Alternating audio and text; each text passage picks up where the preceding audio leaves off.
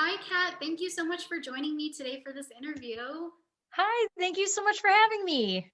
Yes, of course. It's so great to see you. Good to see you.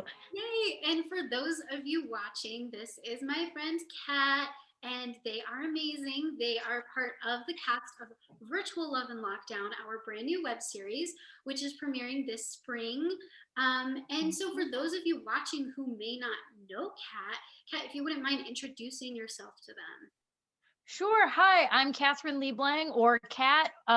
They them pronouns. I'm also known under my stage name Aladdin Firm. Yes, and we're going to get into that a little bit later, Aladdin Firm. But my next question is about filming for Virtual Love and Lockdown. What was it like filming for your role? You played Roxy. Yes. And what was it? What was it like? Did you find that you have any similarities to your character, differences, and how did you bring yourself, like you, Cat, to the character? I'm not gonna lie to you. When I first read the script, I was like, "Oh my god, is this a read?" Because I have a ridiculous amount of similarities to Roxy, and then it was a little bit like looking into a mirror, and I was like, "Oh no, is this how I come off to people?" Because, I mean, without giving too much away, the character has a lot of passions and interests, and it has a lot of like creative outlets and avenues, and almost all of them are things that I do in real life. So I was like, oh, that's really cool because it'll be easy for me to like be in that mindset. But Roxy is also easily distracted, and I am also easily distracted, and uh, either easily distracted or just like hyper focused. And I tend to do those things by accident. Obviously, it's not like on purpose thing, but yeah. So, I mean, I was like, oh well, sick. At least I'll like know exactly what I'm doing. Felt very prepared to play this role because it just like was not out of like that. It was kind of nice to be like, oh, cool. I kind of know exactly where this person is coming from. Just to preface, I did not write this about you. Like, I didn't think of you when I was writing it. It just happened, and then you got it, and you were like, "Wow!" And I was like, Yes. And like I of course I would never think you were just like being shady, but I was just like, whoa, no. I genuinely just wrote it based off of actually somebody else I know, and Hmm. it's just so funny that I had that experience with someone else, and you resonated with the character, and I think it's awesome because I think I know, and I'm sure you do too, so many people that are like Roxy. Yeah. It's not necessarily a negative or a positive thing. It's just No. how people It's are. just a thing. Yes, exactly. And Yeah. I think Roxy's a super fun character, and you get to know so much about them and who they are in such a short amount of time. Yeah. When Roxy goes on a date, a virtual date with Katie, you Hmm. get to see so much of who they are in just 5 minutes because Yeah. of how, as you said, passionate and hyper focused they are. So, And it's interesting too because I've had people just tell me that about myself as a person. They're like, "Wow, like I really feel like I got to know a lot about you in a very short amount of time." And part of that is because I don't shut up. It's kind of the opposite problem where Roxy is just kind of like doing a thing. yeah. Um, I tend to just be very chatty. So I have had people say that about me. They're like, "Wow, I really got a picture of who you are is very quickly." So I don't know. That made it really fun though, just to be like, okay, I think I know who this person is. That's awesome. Like I Yeah, personally have like when I have acted, have connected with those characters the most. That I'm like, ooh, I know how to do this already. yeah, It's so easy because you already know the characters, so you can be free to make those choices, those bold choices. yeah. So, Oh, for sure. um, my next question is, what was your favorite part about filming for the role of Roxy or for our episode in general? Hmm. I mean, personally, first of all, like I have never gotten to act with you ever. So that was really exciting for me was to be able to act with you because I know you and I know your work and have acted for you before Yeah. and have never acted with you. So first of all, that was really fun. But I don't know. I mean, I think having the freedom to like kind of do some really crazy stuff with what's going on here. I don't want to give things away. Spoilers. Um, but yeah, just being given that freedom to like showcase that little bananas side of my brain. I thought that was like really fun. I love having to do, I mean, obviously we know this as actors, like having an activity while you are acting is part of the challenge, but I think it can also be really fun because it does like it grounds you in the moment, but it's just Yeah. I don't know. I have fun doing that. Uh and so like I don't know, it was like really interesting too just to be playing with something while acting with like a really good friend of mine. I don't know. That was very fun for me. It was so fun for me too. Like you said, like we've never acted together. For those of you watching, we went to acting school together, but this Right. is our first time acting together. I directed stuff that Kat has acted in for me, but like it was just so fun getting to act with you, and um, like we're such good friends and we gel so much in real life that I think it just Mhm. translated to the episode. Um, Yes. and uh, it went super fast in terms of filming because Oh we yeah. were on the same page, which is great. Being able to have good communication with an actor Yeah. while I'm not only acting with them but also directing, because that can be quite an obstacle, like balancing Oh, act. I'm sure. Yeah, Yeah, and that's the thing too is like I'm so comfortable with you as a person. It just made taking like any notes like so easy. Like, oh, okay, cool, and just being able to apply that like super quickly. I love that. That's the Yeah. goal. And I also want to touch on the independent activity because I love independent activities for actors. For me, it Hmm. really grounds me in the scene, like you said. And I think Yeah. also, especially for Roxy, because they hyperfixate and they're so focused, it really helps show who they are as a person. But also, I Yeah. think it for this series, everything is so relatable and realistic. And I think Mm. just watching somebody do an activity for an entire episode while they're just in, their own little la la land, their own little brain doing it, I think that is very authentic and that people do that all the time in real life.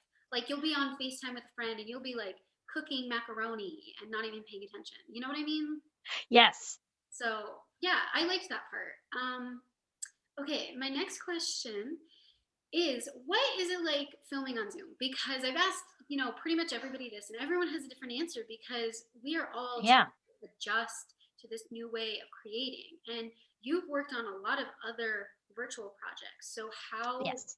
how is that for you? And also how did our filming a virtual love and lockdown differ from the other projects you've worked on? This compared to some of the other things that I have done, Um, and this, oh goodness, this is not a read on anyone. The other virtual projects, excuse me, that I've worked on, I was part of the production team, Mm-hmm. and it was at the beginning of the pandemic. So nobody knew how this worked yet. And so there was such a learning curve because we were still figuring it out and didn't really know what we were doing. So it was very like, even though we had spreadsheets and who knows what else, it was just like it was a nightmare. And it wasn't anyone's fault. Like I said, it was just like nobody knew how this functioned yet. I, Oh my goodness. So I think now having a bunch of that experience like kind of under my belt and also not having to be on the production side, I was like, whew, this yeah, is going to be really easy. And kind of like pressure off because yeah, I mean, it's like film in that, you can do as many takes as you need, whatever. But it was also kind of nice to just like not have to be anywhere. I could just do this from my bedroom. own space with your own clothing and Yeah, just yeah, I think that takes the pressure off. That's what it does. a lot of people have told me in the past, and I agree. Just from my own personal experience, it's just nice to feel kind of safe and at ease, um, and Yeah, honestly relatable with the production side. It is a huge learning curve. I think for big. actors, for musicians, for everybody. but Yep. especially production teams for film and theater, because even like Yes. you said, you can have a million spreadsheets and have a plan, and it, it's challenging. Like, Yeah. I yeah, mean, and one of the projects that I worked on, this was very experimental of us. We tried it. I'm sure we'll figure out a way to do it better in the future, but we tried to produce a musical. uh-huh. And so trying to figure out how do we get people like acting in scenes together and then having them independently like record their songs. Like my friend Isabel Lorraine, who I did that with, she like had to become a music producer Yeah, while, you know what I mean? Because then she was having to like splice together audio and all this stuff. And I was watching this all happen in real time because I was with her doing that as part of her production staff and as an actor in the musical. And it was just like absolutely bananas. I don't know. I would have lost my mind, but she figured it out. that's Um great. I mean, big it was props to her and like everybody who has made virtual art and taken risks like that, because really it doesn't matter what your role is, whether you're a producer, an actor, a director. Right now during the pandemic, everybody is a master of none and a jack of all trades. We have to wear yep. every single hat and try new things, and like I think that's so incredible and just shows how determined artists are and the stamina that Yeah. they have. And I think that's just such a positive part of what has Yes. transpired during the pandemic. Yeah, I'm I really proud of you, oh, because you've also just really put yourself out there, and like you do such incredible things. And for those thank you. watching, like Kat, they do 10 million different things. And I think that's just awesome, because like I said, especially right now, we kind of, to make a livelihood and to even just get our names out there, we have to do it all. And like you do drag, you do a podcast, you like, that's so incredible. You're in a band. I Can you just talk a little bit about everything else that you've done outside of Zoom acting and the production side of that? Oh my gosh. Yeah, so I don't even know where to begin. I also teach tap dance at a dance studio on Long Island. I used to be part of a tap company called Tap Life. We're on indefinite hiatus right now because you know. So I've done that.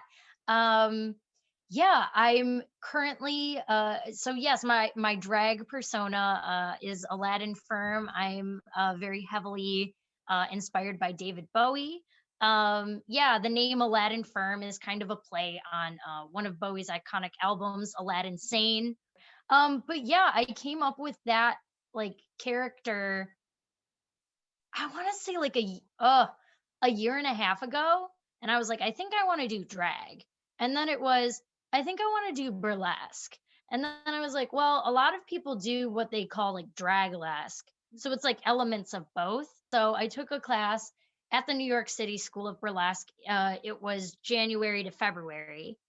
And I think that was probably like one of the most fun classes I've ever taken. I took two. I took like the essential burlesque that kind of teaches you the basics, and then their act development course where you like come in, you pitch your idea, and as a group you like help each other develop your act.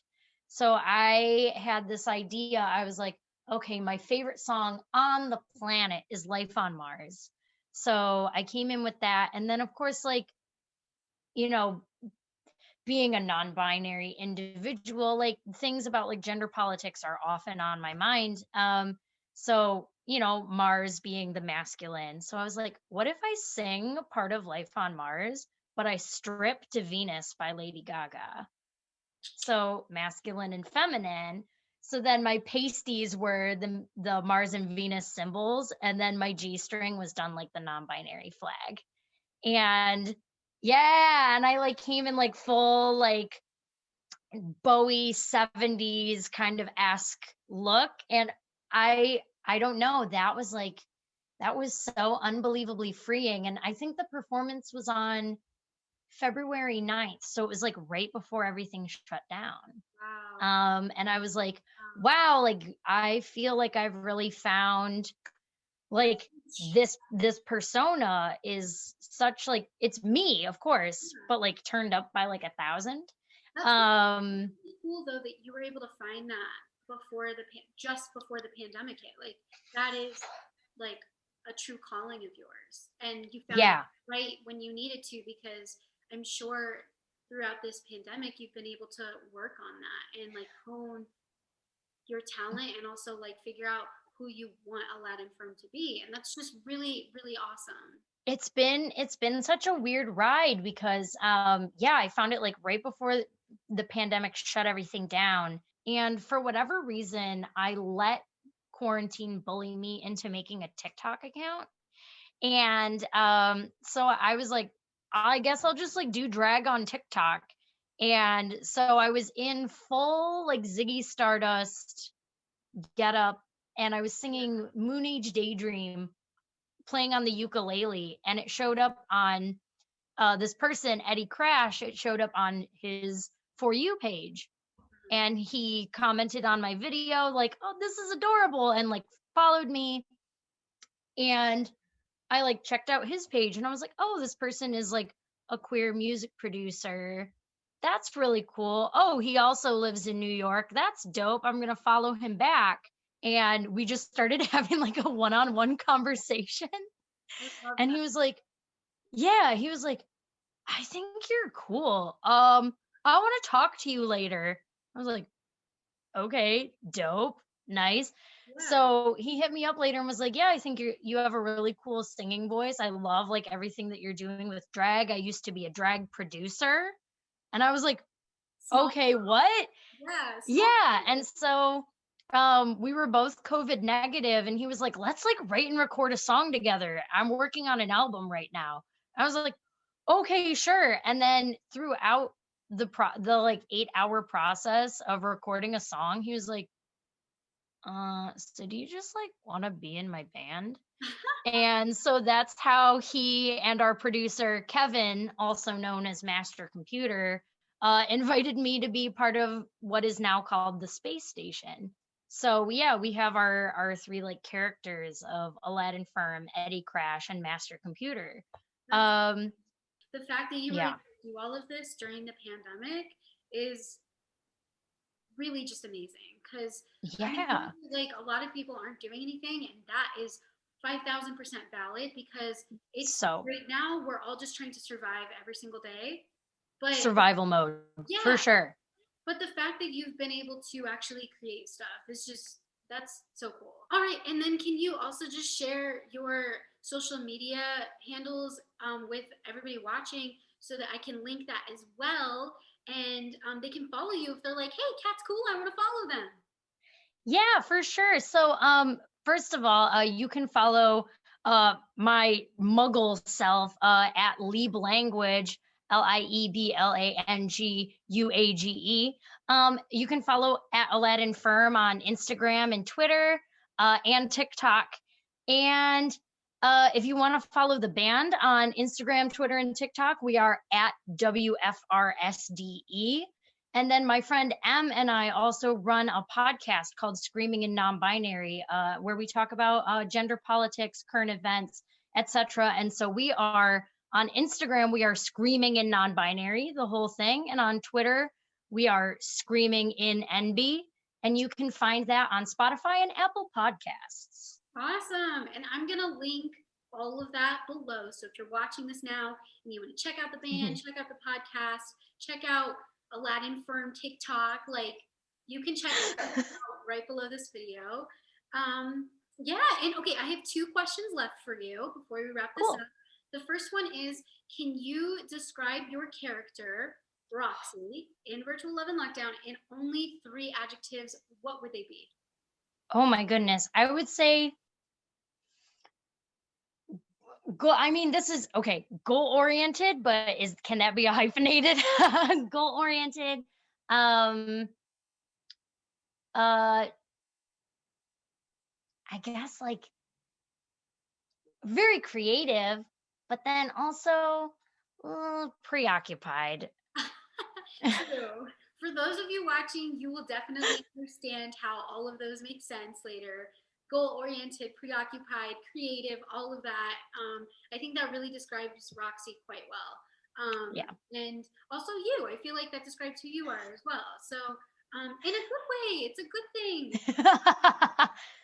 But my last question is, what would be one thing that you would want to tell the audience before they watch the show? Oh my goodness. Um, I hope that this series, I hope it gives people empathy for human connections, people trying to establish, especially people trying to establish new ones during this time because it's really difficult. And I hope it sheds some light on that and makes us more empathetic to each other. Totally. I really love that answer. I mean, it's so true right now. Everybody's kind of just craving human connection, and Yeah. it is challenging, and everybody has experienced loneliness during this time.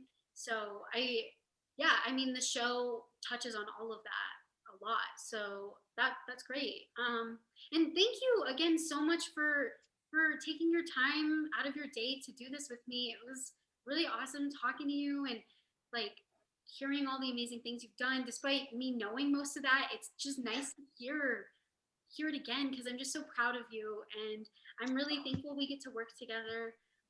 And I'm excited for the next opportunities. For Yeah. those of you watching, Kat is in the band The Space Station, which we talked about, and their music is going to be featured in Virtual Love and Lockdown. So if you watch, stay tuned, like with your ears, and listen for the music. And Virtual Love and Lockdown does debut on April 20th. That's the first episode. And then every week we're going to release a new episode. So it's going to be really awesome. Like I said, Kat is in episode 2. So check them out and stay tuned. But yeah, thank you, Kat. And I hope you have a good Thank day. you. Thank you. You too. Thanks. Bye. Okay, bye.